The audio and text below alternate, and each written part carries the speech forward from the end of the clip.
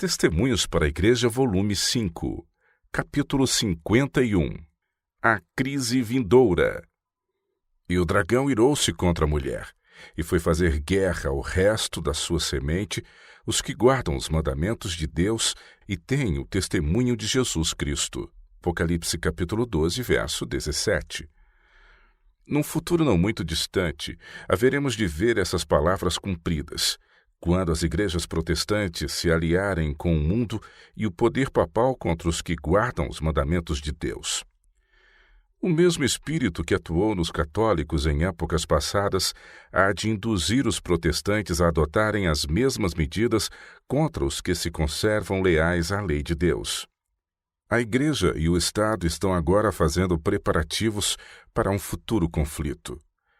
Como outrora os católicos, os protestantes estão agindo dissimuladamente para exaltar o domingo. Por todo o país, a Igreja Papal está elevando seus gigantescos e maciços edifícios, em cujos recessos se hão de repetir as cenas de perseguição de outros tempos. O caminho está sendo aparelhado em proporções vastas para a manifestação dos prodígios de mentira, mediante os quais Satanás pretende enganar, se possível, até os escolhidos. O decreto que será promulgado contra o povo de Deus há de oferecer muita semelhança com o de Assuero contra os judeus nos dias de Ester. O edito persa se originara na maldade de Amã contra Mardoqueu, não porque este lhe houvesse feito mal, mas porque se recusara a tributar-lhe a reverência que só a Deus é devida. A decisão do rei foi obtida sob falsos pretextos, mediante uma errônea representação do caráter desse povo. O plano fora inspirado por Satanás, ao qual interessava desarraigar da terra os que preservam o conhecimento do Deus vivo. Mas essas aspirações falharam diante do poder dos que são enviados a servir a favor dos homens. Anjos magníficos em poder tiveram a incumbência de proteger o povo de Deus, e as maquinações de seus adversários recaíram sobre eles próprios nas suas consequências. O mundo protestante moderno vê no pequeno grupo de observadores do sábado um Mardoqueu à porta. Seu caráter e conduta, exprimindo a verdadeira reverência pela lei de Deus, são uma acusação constante para os que renunciaram ao temor do Senhor, calcando a pé seu santo sábado. Os intrusos e inoportunos precisam de alguma maneira ser eliminados. O mesmo espírito despótico que noutras eras tramou contra os fiéis há de tentar extirpar da face da terra os que temem a Deus e obedecem à sua lei. Satanás há de incitar a indignação contra uma minoria que conscienciosamente se recusa a aceitar costumes e tradições populares. Muitos homens de destaque e reputação hão de associar-se aos maus e aos que são adversos à lei, a fim de tomarem conselho contra o povo de Deus. A riqueza, o talento e a educação hão de aliar-se a fim de cobri-los de ignomínia. Juízes perseguidores, pastores e membros de igreja hão de conspirar contra eles. De viva voz e com a pena, com ameaça, escárnio e zombaria, hão de tentar derrotar a sua fé. Desvirtuando os fatos e por meio de apelos violentos hão de procurar instigar as paixões do povo, não podendo apresentar contra os defensores do sábado bíblico está escrito, a falta deste lançarão mão da violência. A fim de se fazerem populares e conquistarem a simpatia do povo, os legisladores hão de ceder ao desejo deste e obter leis dominicais. Os tementes a Deus, entretanto, não podem aceitar uma instituição que viola um dos preceitos do Decálogo. Nesse campo de batalha, será ferido o último grande conflito da controvérsia entre a verdade e o erro. E não somos deixados na dúvida sobre o desenlace dessa batalha. Então, como nos dias de Mardoqueu, o Senhor vindicará seu povo e sua verdade. Por um decreto que terá por objetivo impor uma instituição papal em contraposição à lei de Deus, a nação americana se divorciará por completo dos princípios da justiça. Quando o protestantismo estender os braços através do abismo, a fim de dar uma das mãos ao poder romano e a outra ao espiritismo, quando, por influência dessa tríplice aliança, os Estados Unidos forem induzidos a repudiar todos os princípios de sua Constituição, que fizeram deles um governo protestante e republicano e adotar medidas para a propagação dos erros e falsidades do papado, podemos saber que é chegado o tempo das operações maravilhosas de Satanás e que o fim está próximo. Como a aproximação dos exércitos romanos foi um sinal para os discípulos da iminente destruição de Jerusalém, assim essa apostasia será para nós um sinal de que o limite da paciência de Deus está atingido, que as nações encheram a medida de sua iniquidade, e o anjo da graça está a ponto de dobrar as asas e partir da terra para não mais tornar.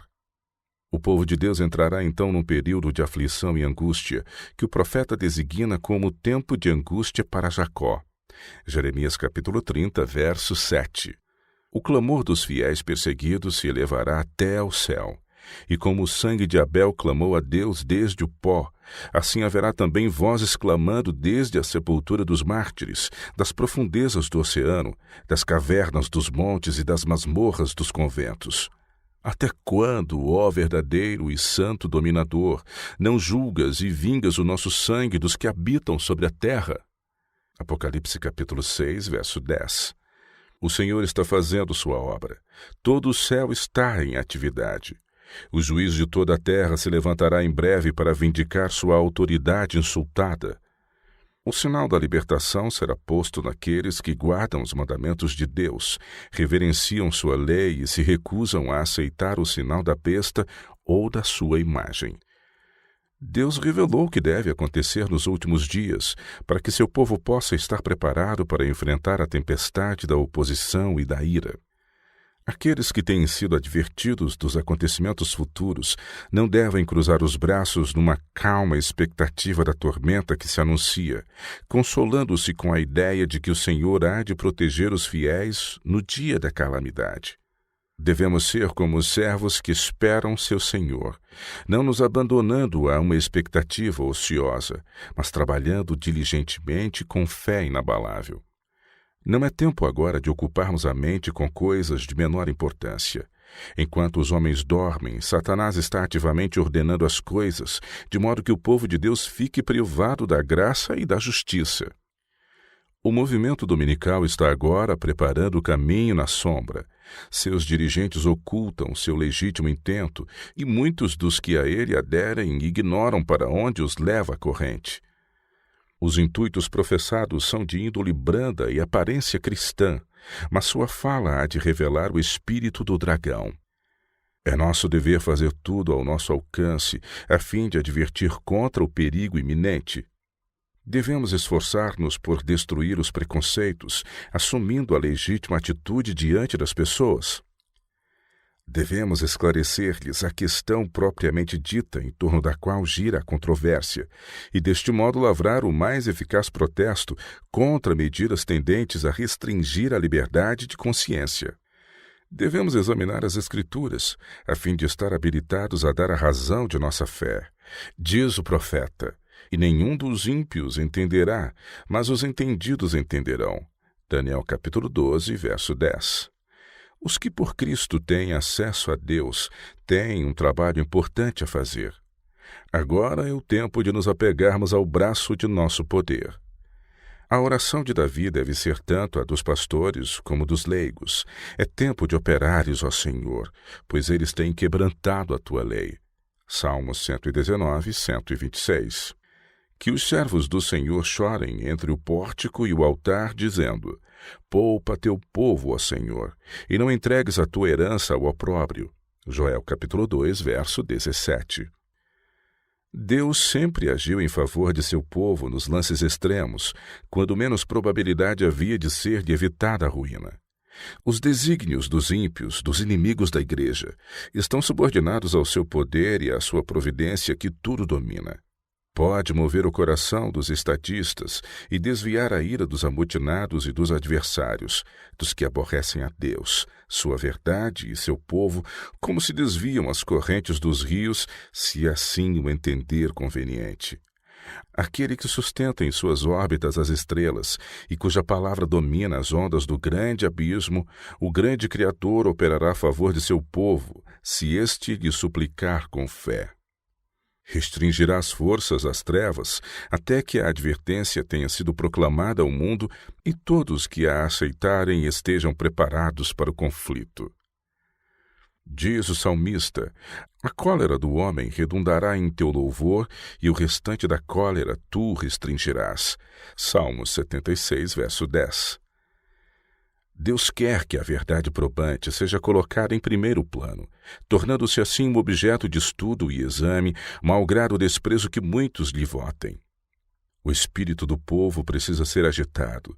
Cada contestação, cada censura, cada calúnia será um meio nas mãos de Deus para provocar curiosidade e despertar os espíritos que, de outro modo, continuariam adormecidos. Assim sucedeu na história passada do povo de Deus. Por recusarem-se a adorar a estátua de ouro que o rei Nabucodonosor construíra, os 3 hebreus foram lançados na fornalha ardente. Mas Deus preservou seus servos no meio das chamas, e a tentativa de impor a idolatria contribuiu para levar o conhecimento do Deus vivo aos príncipes e grandes homens do vasto reino de Babilônia ali reunidos. O mesmo aconteceu ao ser promulgado o decreto vedando fazer súplicas a outro Deus que não fosse o rei. Quando, pois, Daniel, conforme seu costume, fazia suas súplicas diante de Deus 3 vezes ao dia, seu caso provocou a atenção dos príncipes e governadores, e teve oportunidade de falar por si e revelar o Deus verdadeiro. Então apresentou a razão por que só se deve adorar ao Deus vivo, e expôs o dever que temos de render-lhe louvor e honra. A libertação de Daniel da cova dos leões foi outra prova de que o ser a quem servia era o legítimo Deus. Da mesma maneira, a prisão de Paulo contribuiu para levar o evangelho diante de reis, príncipes e governadores que de outro modo não teriam recebido a luz. O esforço feito para retardar o progresso da verdade há de contribuir para estendê-la. A excelência da verdade se revela melhor a cada novo ponto de vista do qual se observa. O erro exige disfarce e dissimulação. Veste-se da indumentária de anjos, mas com cada revelação de seu verdadeiro caráter, diminui sua probabilidade de êxito. O povo a quem Deus constituiu depositário de sua lei não deve consentir que se oculte a luz. A verdade tem de ser proclamada nos lugares tenebrosos da terra. Os obstáculos têm de ser enfrentados e vencidos. Resta uma grande obra a fazer, e essa obra está confiada aos que conhecem a verdade. A esses cumpre fazer agora ardentes preces a Deus. O amor de Cristo deve derramar-se em seu coração e o Espírito de Cristo tomar posse deles, preparando-os para estarem em pé no dia do juízo. Enquanto se consagram a Deus, um poder convincente há de apoiar-lhes os esforços na apresentação da verdade a outros, e a sua luz abrirá acesso a muitos corações. Não devemos continuar a dormitar no terreno encantado de Satanás, mas socorrer-nos de todos os nossos recursos e lançar mão de todas as facilidades que a providência nos depara. A última advertência tem de ser proclamada a muitos povos e nações e línguas e reis. Apocalipse capítulo 10, verso 11. E a promessa é esta: eis que eu estou convosco todos os dias, até a consumação dos séculos. Mateus capítulo 28, verso 20.